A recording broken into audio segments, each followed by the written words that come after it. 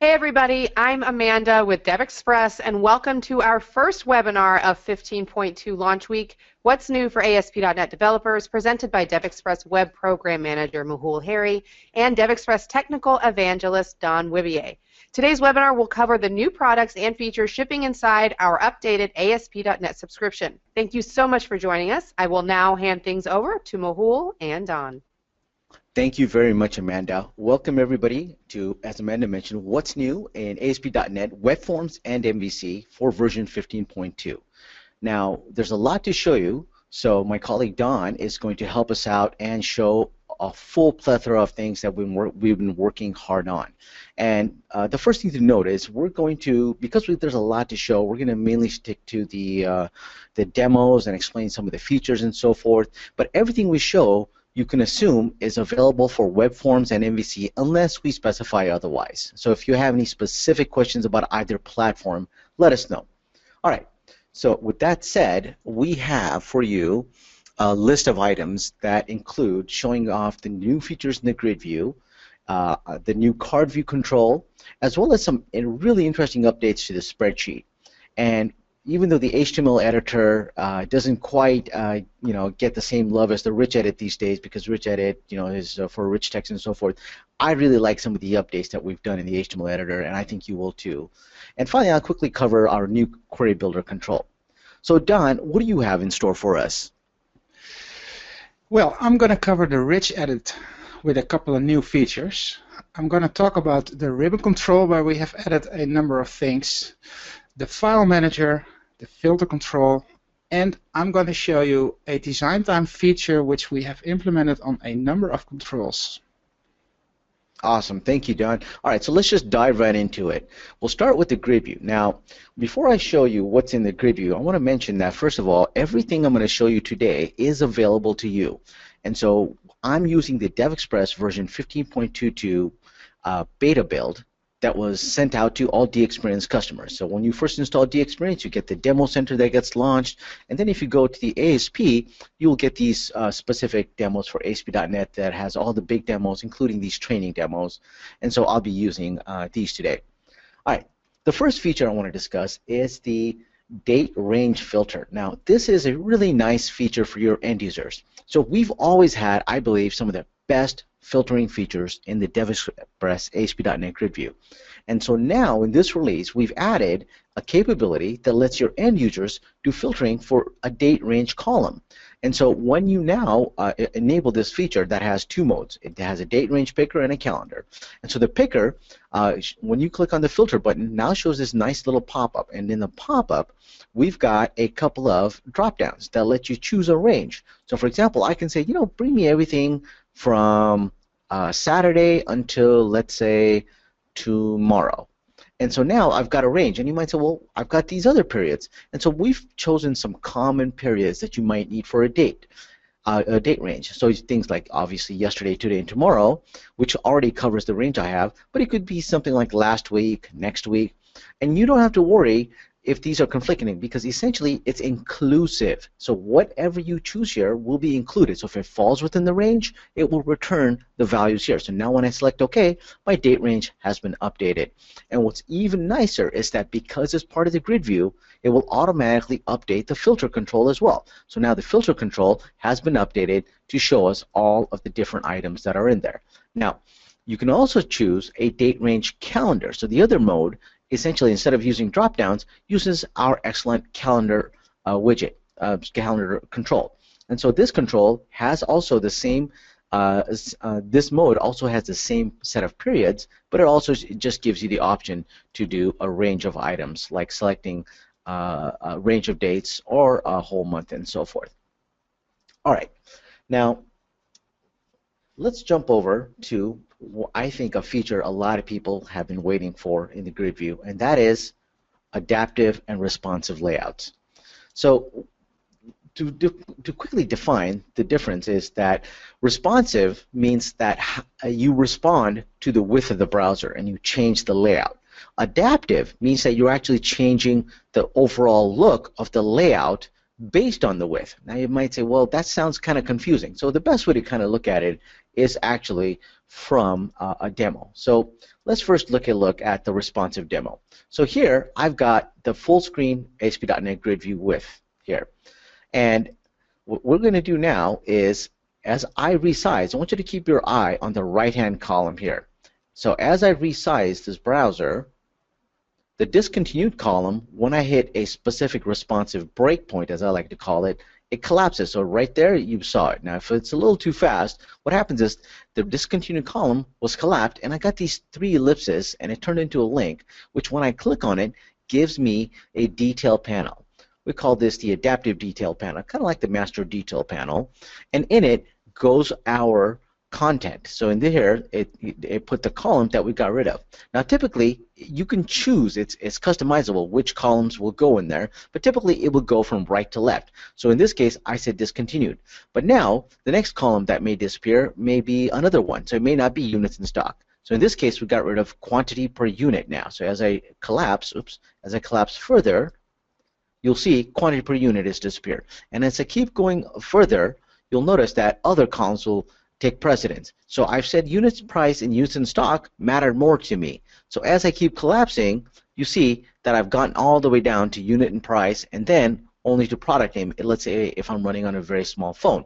And as I open the detail panel, I get that. Now, this is built into the ASP.NET Grid View. All you have to do is enable the responsive or adaptive layouts. Now, to take a look at adaptive layouts, you can see that we now support another mode. And this is the capability for the grid to give you a completely different layout when you have different form factor. So in the previous version, you saw that as I collapsed, in this case, what's happening is the grid view is just resizing the columns. But it's not actually going to remove any columns. Instead, I have said that I want to adapt the layout based on my width. So as I get a certain breakpoint, I get a completely different layout. So in this case, I got a card view layout.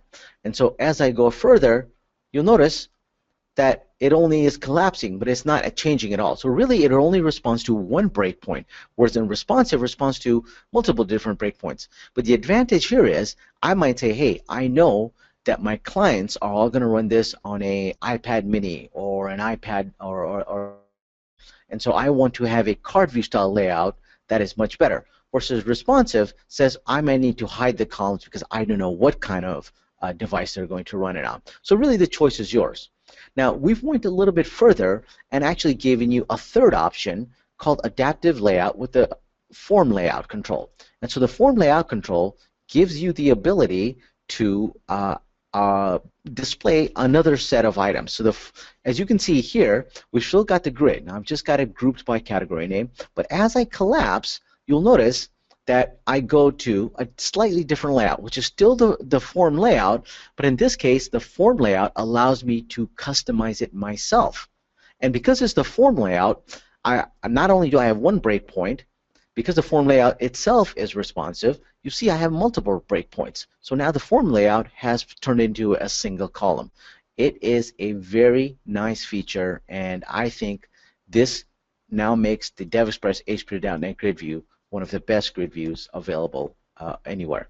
All right, so now let me dive into the last feature. There's a lot to show, so we're going to jump into the export with format conditions. Now, really, this is a couple of features in one.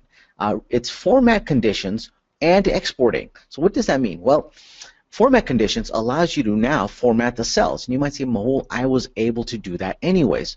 It wasn't a great story, so we weren't really happy with the way you had to do that. And so previously, if you wanted to format a cell, you had to override the HTML row prepared event in the grid view on the server side. And that had limitations. For example, you couldn't export anything you had formatted. So now we have given you the capability to format cells using a special property called format conditions. And what's great is this format conditions is very much, if you've used Excel 2013, it's very much exactly like what you find in Excel 2013. In fact, our WPF grid supports it as well. So we've given you options like color scale, which colors the cells proportional to their value, and then we also have an icon set format, which also does a similar thing, and a format condition, top rule, bottom rule, meaning the top and bottom get different colors. So we're going to have a similar set of these help pages for the DevExpress ASP Grid View format conditions. But just to give you an idea, I've put some format conditions on this demo here that says, listen, if the unit price is above average, I want it to be italic. And then I can have multiple rules. I can say, no, I also want it to be a red text. So you can have multiple format conditions. You can have a custom expression that says, if the discount is greater than 0, then now you want to use a green fill with dark green text, which is a predefined color. And if you don't want that, you can still do a custom styling. For example, here, I've got a rule that says, hey, for the total, give me the top percent. If it has a threshold of 20, I want to have it bolded, but use a special 4 color. So it's a very customizable approach to do this. And again, if you've used anything like Excel or anything similar, you'll find these format conditions very familiar. All right. Now, what's great is because this is available directly as a property, you not only have design time support during Visual Studio, you also have the capability to export. So now, when I export the grid, I can get all of the items without having to worry. Now, if you're using the HTML rule prepared, don't worry, we still support that scenario. But now, you may want to consider using the format conditions as it supports exporting right out of the box. All right. Let's move on to the card view control. Now, the card view control we introduced as a preview in version 15.1. It's very similar to the grid view in that it allows you to display a set of information from a database. However, instead of rows and columns like the grid, the card view uses an Outlook-style card display. And so no longer do you have columns, but you have data within there. So here's my fields, here's my columns, and they're laid out much differently, which gives me the option. But in this release, we've added some really nice features. Now, in the last release, it was a preview version, and it came with a ton of features already, but we weren't quite finished with it. So in this release, we've added things like exporting, summary, batch editing, conditional formatting, just like the grid view as I showed. So, for example, in conditional formatting here, you still have access to the same set of format conditions.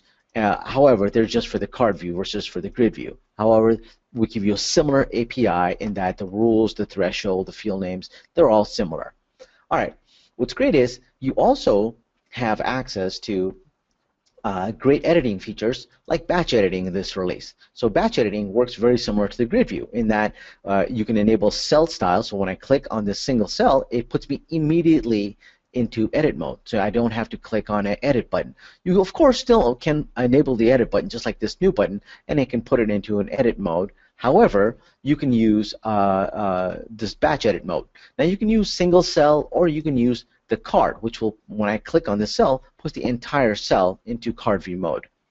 Now, we also give you a custom panels header, which allows you to do things like sorting and so forth. You can customize what goes into the headers as well.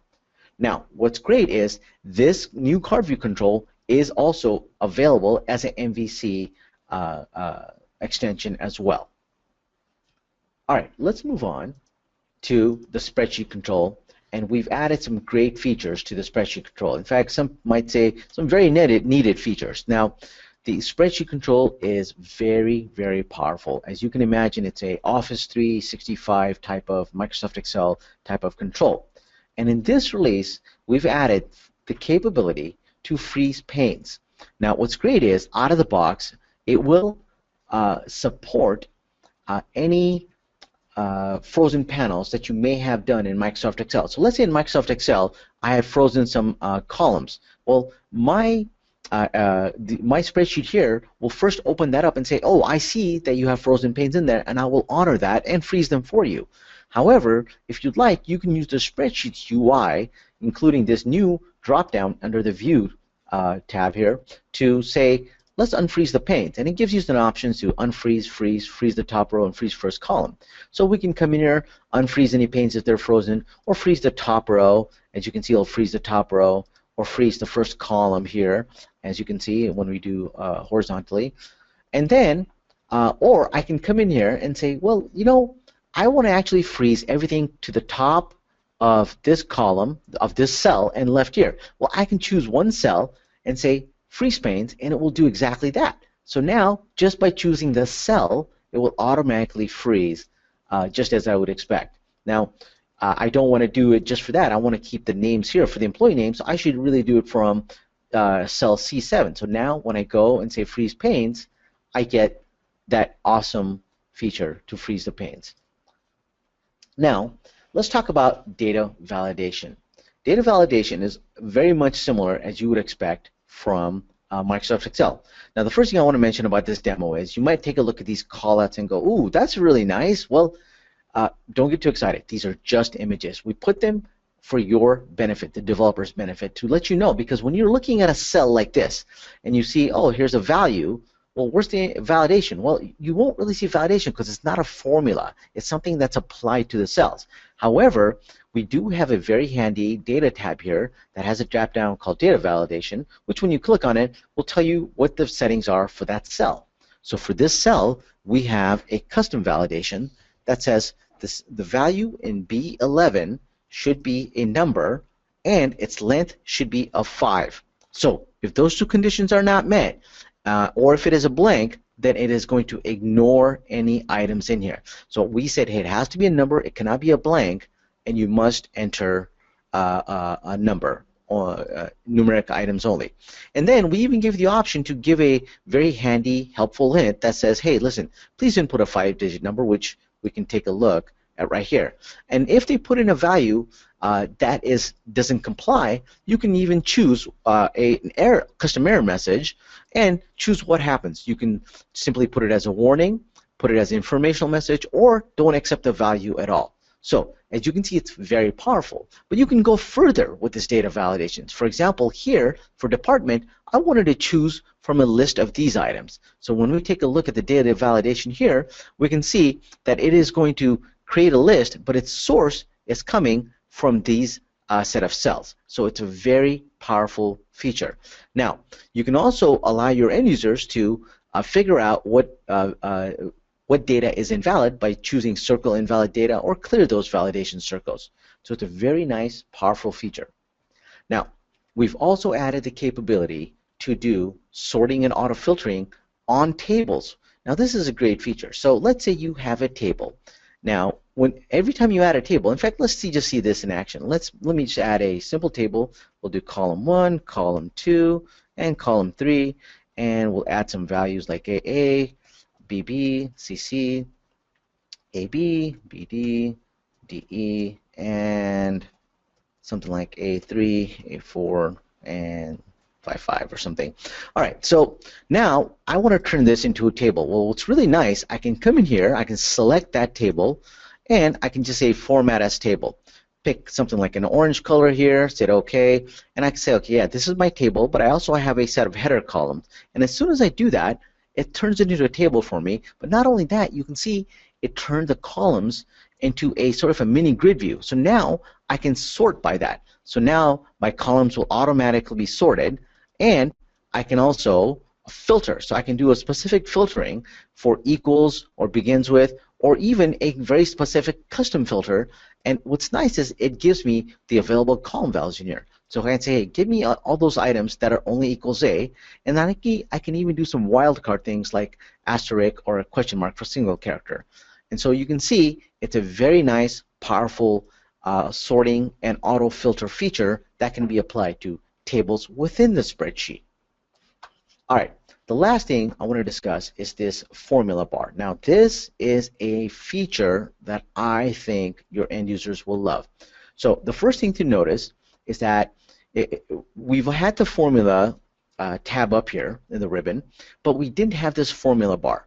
Now, this formula bar we've added in this release, so you not only have a visual representation just like Microsoft Excel of what's in the cell, because previously to figure out what was in the cell, you couldn't just click on the cell. You had to double click, and then it would take you into this thing, and if the formula was really long, it would kind of take over these other cells. Well, now I can quickly see something by just clicking on the cell and see up here what the formula is. Now, beyond that, we've actually made it very nice because we've added some features. So now, as I start typing, when I start typing equals and I start typing the letter A here, it will tell me actually some values. So for example, let's actually show it from the cell first here.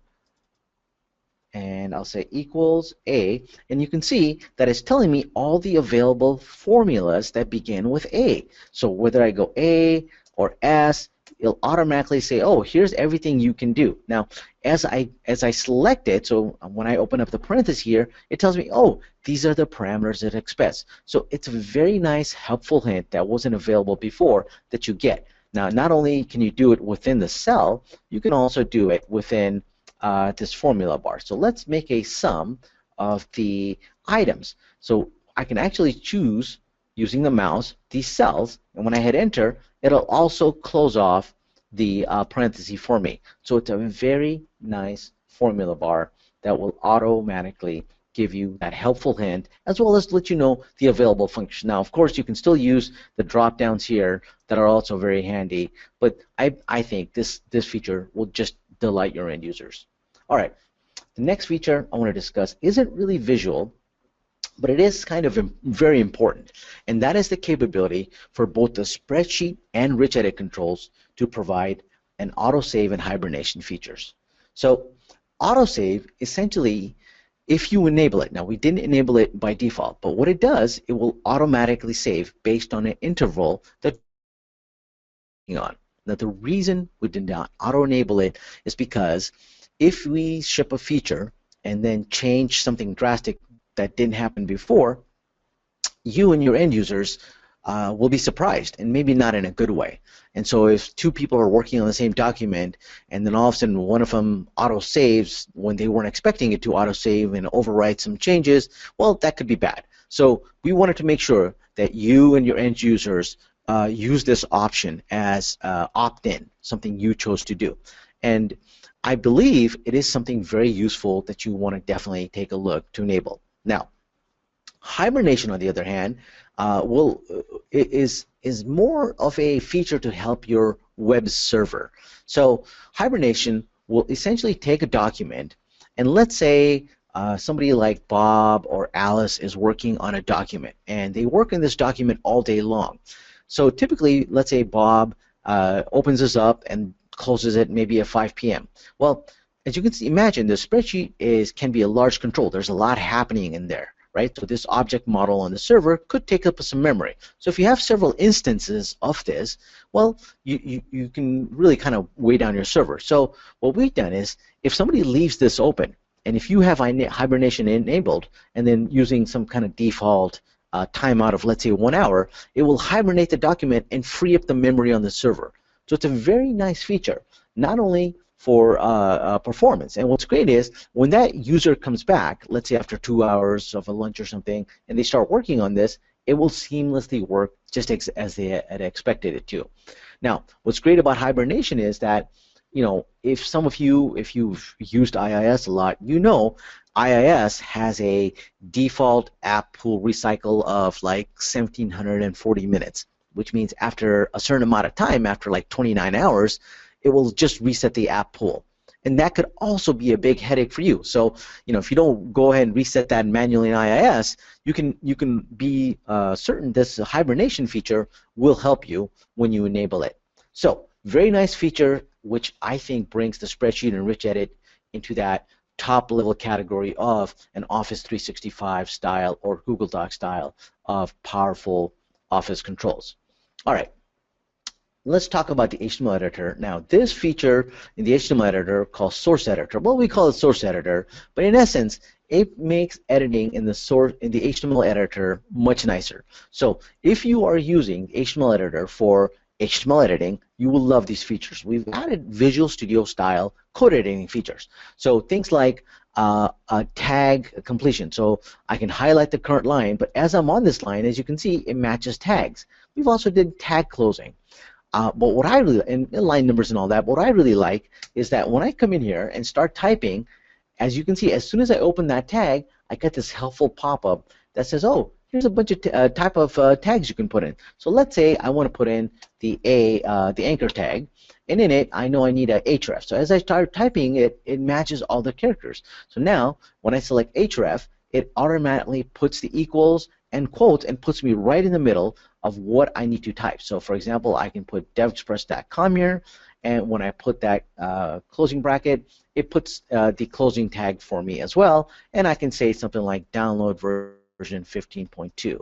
So very nice feature available. Now if you don't want to enable this, you're afraid, hey, maybe the end users are going to do something crazy, you can still choose a different mode. You can just say, hey, listen, give me the simple mode, I don't want any of that stuff, and you can still use the HTML editor and a plain old very text style. But if you want, if you've got power users that really love to do it, you can choose the advanced mode and give them all these nice features. Now, we've also added the capability for a very nice find and replace. So now, when I hit Control F in the HTML editor, I get this really nice find dialog. It's unobtrusive, it's very simple. So if I'm looking for some item of some word like the, it told me, hey, there are 7 instances. Well, in this case, I've got like a short paragraph. If I had a really long document, it would tell me all the instances that are in there, and I can use this navigator to navigate back and forth between them. Now, if I want to go further and say I want to replace it, I can actually bring up the replace dialog by clicking on this icon, which expands that find and replace, replaces that find dialog with the find and replace dialog, and it goes further and says, oh, listen, for the word the, I found 7 instances, and here they are. So as I click them, I can scroll through them, or I can get specific and say, no, match the case. So in this case, it says, oh, I want to match title case here, and you only have 2 instances where it's capital THE. And then I can go in and do something like, well, replace it with the word capital THE, and it'll also replace all those instances as well. Now what's great is, not only does this find dialog work in the design view, it works in the HTML editing view as well. So you can do HTML editing, easily find and replace as well. Now, one of the features we've added is the capability to allow editing the full document. So when I allow this option, you can now allow your end users to edit the HTML tag as well as the head, title, and body tag. So why did we not do this before? Well, quite simply for security purposes. As you can imagine, if you allow somebody to create a whole HTML document, you want to be sure that you trust those end users and are keeping track that they don't allow some bad scripts. So just for that reason, by default, we don't do things like allow scripts or iframes, because in the world of the web, when you allow things to HTML to come in or JavaScript to come into your site, you want to make sure that you're either looking for malicious content and so forth. But we totally understand, and a lot of users have asked it. They said, hey, listen, we totally get that. We need this feature. So you can now allow this feature. For example, if you've got a CMS and you want to allow somebody to create a whole blog post or article or something, you can easily do that with the HTML editor now. All right, now let me quickly talk about our query builder. This is a new control that came from actually our report builder. So if you've used the DevExpress reporting suite, you'll be familiar with this. And what this feature does, it brings in the capability to allow you to allow your end users, and I would say your power end users. So it gives them this design surface. And what it does is that when you expose a data source, you can allow them to create visually a select query. So this says, okay, well, I can bring in the products table and the suppliers table, and then if there's any links between them, it will honor those. And it also gives you a preview what the result might be. What's more important, though, is this is simply a query builder. This can then be applied to other DevExpress controls like the grid view. So if you have power users that are constantly saying, hey, listen, it's not enough that I can just, move in my columns. I want to create my own query. Just give me that power. Well, this is a very nice feature that they're going to love, because they can then take this power and say, okay, I'm going to generate my own queries. So it's really nice because they can edit the where, order by, and group by query clauses. It's going to keep the relationship between the tables if there's foreign keys. And most importantly, it helps them visualize the database schema. And so it may make your life as a developer a little bit easier as well. All right. Now, with that said, let me hand it over to my colleague, Don. So, Don, what do we got in store for this ribbon and the rich edit? Yeah, Mehul, we're going to talk about a couple of features that people have been asking about as well. And I'll start off with the ribbon control. This control was basically introduced to show a lot of logical grouped actions without losing a lot of screen real estate. And well, that basically covers the job. So let me switch over to the demo that I have prepared. As you can see, there are a lot of buttons here, but on some devices, especially these days, for instance tablets or some smaller phones, it will still cost a bit too much screen space. So what we have done is we have introduced the feature called one mode. And what this actually does is it will collapse the ribbon, and you'll see that everything is on one line right now. So you might wonder, where are the rest of the actions? Well, we have a couple of buttons here which will appear once we switch over to the one-line mode, and you'll see that you can still access all those features. So this is just a nice thing to save up some more screen space. And another thing which is really cool is that it also supports the responsive layout functionality. And you'll notice that if I resize this control, you'll notice that a couple of buttons disappear, and they will appear here or there, and that's up to the developer where they should appear. But it's just a nice feature, especially if you're doing tablet and phone development and you need this kind of functionality. You can now collapse the menu even more. Another thing that we have introduced is something which I'm going to demonstrate on the Rich editor, where we also have this feature available, because that is an excellent example of what this actually is. It is called the context tabs, and that means that, for instance, if I click inside a cell in this table, you'll notice on the right side of the ribbon control that we have two additional tabs. They also have an accented color, and that means that it has a couple of features available which are only proprietary to this specific cell in this case, or the table. So this gives you the possibility to set borders or do whatever you like with the cell or the table. And we have a couple of features more here, and this is a very nice thing that we are already have used in probably Microsoft Office as well, because the context tabs are available there as well. So you can now actually use that for yourself. And this also brings us to the first new feature of the Rich editor. So let me quickly show what we have available. The Rich editor now supports tables, and it does not only show tables that were prepared inside a document that you open, but you are also able to create your own tables and do all kinds of operations with it. So for instance, if I go to some empty space on my document, I can now insert a table in a really Office kind of way by just hovering over a number of rows, a couple of columns, and I've got this table. And again, I'm inside the table now, so I will have those context tabs available where I can do all kinds of stuff. So I can, for instance, say I want to change something in the color, or I want to have different borders, or I want to have no borders. I can do all kinds of stuff here. And I can basically make the tables just look like the one below. What I can also do is, for instance, right click, and I can split cells. For instance, I want to have this cell split into two. And again, I can put a border around it.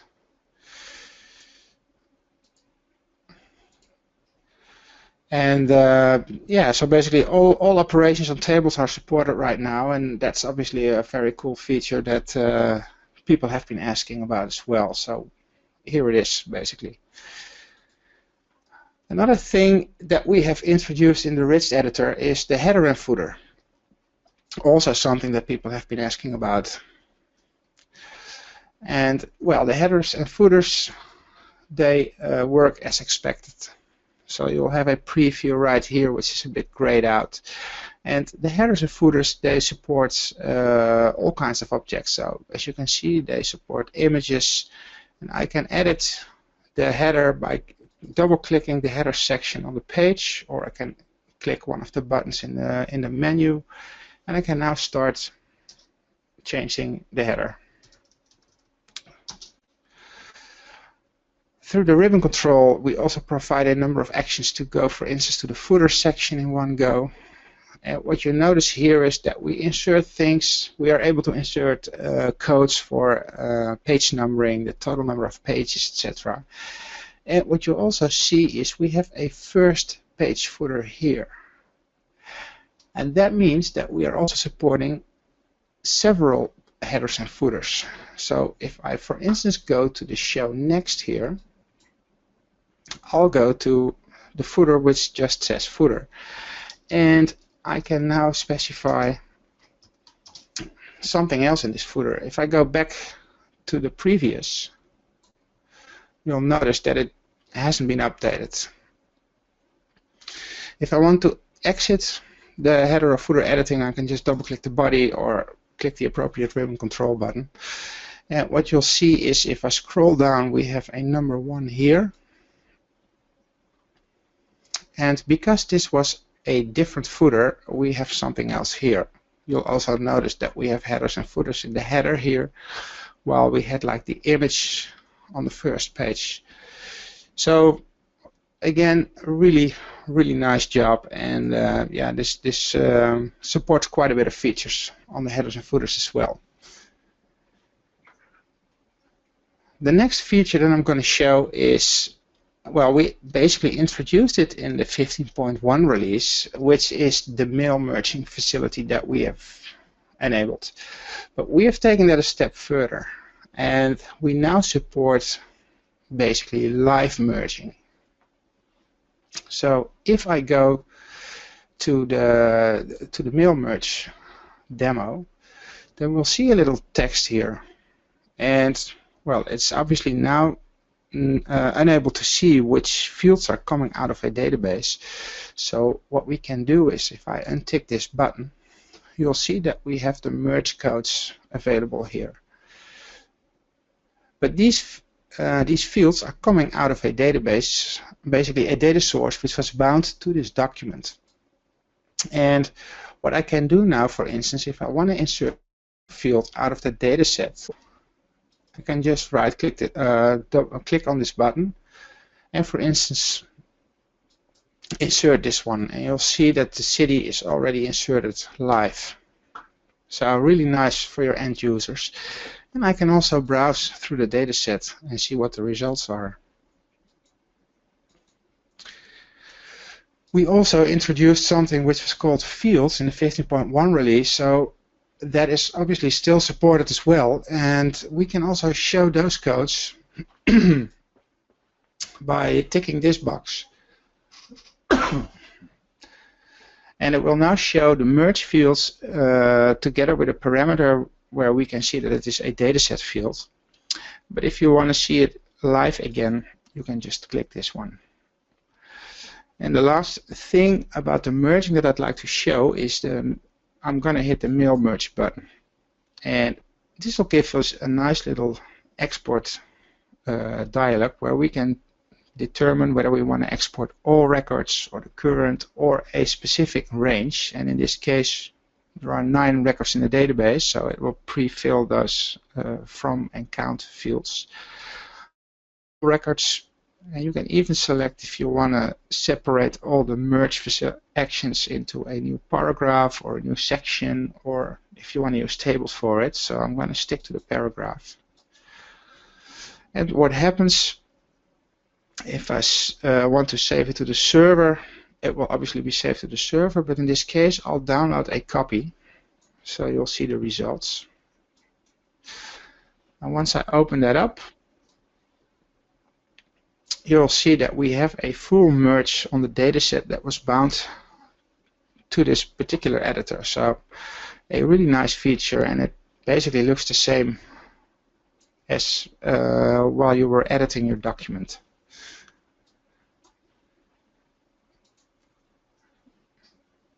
Another thing which is a quite convenient feature if you want to navigate through huge documents in the rich editor is the support for bookmarks and hyperlinks. And for that I have a demo set up here, and what we can do here is we'll be able to, for instance, set a hyperlink. So if I double click a text here, I can go to hyperlink and I can specify whether I want to link to a URL or a place in this document, which I'll cover in a second, or an email address. And once we specify an email address, if you click the link in the document, it will open up your default news email client with a new email with the fields filled in. The place in this document is a really cool feature which actually brings us to the bookmarks. You are now able to make bookmarks inside your document and link to those bookmarks, and that works really cool. So if I want, for instance, to set a bookmark here, I can right click it or go through the ribbon control, and I'll define a bookmark. I will call this first BM, like first bookmark, and I'm going to say add. And you'll see that this text is being surrounded by blue brackets. So this indicates that this is a bookmark, which is basically the same which is happening here. And that was the bookmark in the list already. So let me create another one to make it a bit nicer. And I'm going to create a second bookmark. So what you see is a list of all bookmarks defined inside this document, and I will now add another one to it. If I now want to navigate or create a hyperlink to one of those bookmarks, I can just select some text here, create a hyperlink, and do the place in this document field. And what you see then is the bookmark contains the list of bookmarks that I have created, just like this. And when I hit OK, the hyperlink to this bookmark has been set up. So if I now press down the Control key and click on the link, you'll see that it navigates right to this bookmark that was defined inside the document. So a really nice feature for going through huge documents or some additional information that might be required.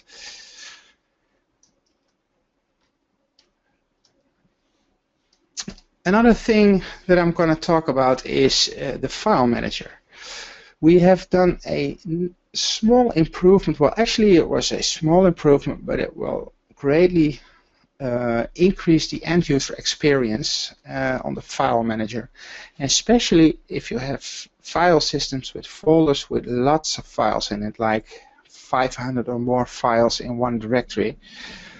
Then you might have noticed that navigating through those folders might get a bit sluggish, because we need to do an AJAX call and get the information of all those 500 or 1000 plus items from the server and repaint the control. So what we have done to increase this experience a bit is we have included virtual scrolling, and the way that works is really nice, because what you do as a developer, you can specify a page size, and in this case we have a bunch of files here, and the folder on the left side indicates that there are like 8,000 items inside. But what it has done now is it has only fetched the first 300. So what I can do now, if I go down, and I go a bit down and hit 300, you'll notice that it will do a fetch on the background, and it will fetch the next 300. So I hope you saw that. And you'll see that it will just fetch another page of that data. And the result is that whether I browse the reports folder with 100 items, or I browse the articles folder with like 500 items, or I've browsed the projects folder with 1,000 items, they will load even as fast as all 3 of them, and it doesn't matter how many items are in there. So a small but really useful feature on the file manager. Another thing that probably is familiar with most of you is the filter control, which is in most scenarios used with the grid view and maybe with the card view as well these days. We have done a number of smaller improvements on that as well, and especially for power users of this filter control, this might be interesting. So for that, I have pulled up the demo of the grid view, which is right here. And what we have done is basically 2 things. The first one I'm going to show you is this second tab in the filter builder. So here you can click text and you'll actually get the textual representation of this filter. But not only that, I'm also able to change it here. And once I switch over to visual, you'll see that it has been changed here as well. And this also goes for like extended queries with all kinds of difficult selections and criteria and stuff. So you can now paste in a query, or you can create a query and save it somewhere in a text file and paste it back in for later use, for instance. Another thing that we have added is for complex result sets, and that means, for instance, you'll notice it here already, the category is linked to this particular data set. The category has a category name, and I want to filter on that particular category name. So what I can do here is, if I tick this field box, you'll see that the category has a category name. You can now expand this lookup data set and select one of the fields from this lookup data set right here in the query and enter something else here. So again, a couple of small but really useful features, I think, and that is that's just really increasing the experience for the end user, I'd say. The last thing I'm going to show is actually a design time feature, and for that I will switch over to Visual Studio and I will start with the form layout control, though we have implemented this on a number of controls. So I have an empty web page here with a form layout, and I have bound this SQL data source, which is not really important right now. I have bound it to this form layout. So if I now want to design a form which allows me to edit this data source, I can tick the designer box, and this is really cool, because what I can do now is I can first get all the fields inside the data set will be put here, and now I can start dragging and dropping in a really visual way to style my form, basically. So what I can do, I can go to the company, can just drag it here. I want to have like an extra call span on it, so I can right click it. I want to remove this one, and I want to have the first and the last name here. And well, you can go completely nuts on your design right now, because this is how it's gonna look. And this is not only it, I can add columns here. So I can, for instance, if I go to the control layout, I can say, give me an extra column. And you'll see that everything is rearranged. And this is going to be exactly the way that it looks on your screen as well in the web page. And the cool thing with this feature is, because we have used the form layout inside the grid for doing editing, we have put it in the card view as well, and we have put it in the adaptive and the responsive layouts of the grid view, etc. All this functionality, this design time functionality, is available on those controls as well. So this is, I think, one of my most favorite ones, because I hate building forms, but that's my personal thing, and this will just save me tons of time. And with that, Mehul, I don't know if you want to add something. No, thank you. I love that feature of the design time and that designer. The form layout is fantastic. Again, it's available in all of these different controls like our grid view as well as many others. Okay, let me address one quick thing. This set of controls that we mentioned today are for existing ASP.NET. Some of you are interested in the future ASP.NET. I would only recommend that you take a look on our blogs. I'll write about it. We've already mentioned that we are going to support it, but I'll have some more detailed plans about how we'll support it in an upcoming blog post, and then probably we'll do a video and a webinar to talk about what exactly it is, because it's a very different framework and so forth. All right, with that said, I thank you very much. I will go ahead and address any other questions if we missed them. The team has done a fantastic job of answering not just the questions, but this release as well. I welcome everybody to try these features. Email Don and myself there. There's our emails. We're on Twitter as well. You know, we'd love it if you were to tweet and say, hey, this was my favorite feature, or email us and tell us what you think. We want your feedback. That's how we make things better. So let us know what you love, and thank you very much for joining today. Amanda?